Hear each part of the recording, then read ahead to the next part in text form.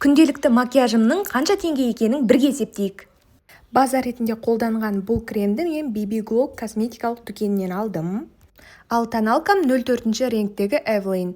Және одан кейін мынау өнімдердің барлығын бағаларын көрсетіп жатырмын. Шамамен жақсы, көбіне Сен Сұлудың өнімдері маған өте қатты ұнайды. Әсіресе қас боятын қарындашы керемет. Теңдері ұнады маған, түстері, жалпы текстурасы жаққанға өте ыңғайлы екен. Және өте жіңішке, подводкасы да ұнады. Телескопикті мен қайсыншы рет алып жатырмын есімде жоқ. Дәл осы бронзерді мен қыздарға кеңес берер едім, себебі хайлайтердің де контурдың да рөлін атқарады, өте жақсы. Және Сен Сұлудың осы пудрасы негізі қызықты.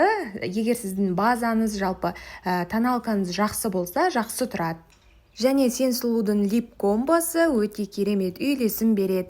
Жалпы боянып жатқанда бұртиып кетсем ренжімеңіздер, өзім солай боянам. Барлығын есептегенде 65.060 теңге шықты. Енді қыздардың қалың малы неге қымбат деген сұрақты қоймаңыздар. Барлықтарыңызға рахмет, сау болыңыздар.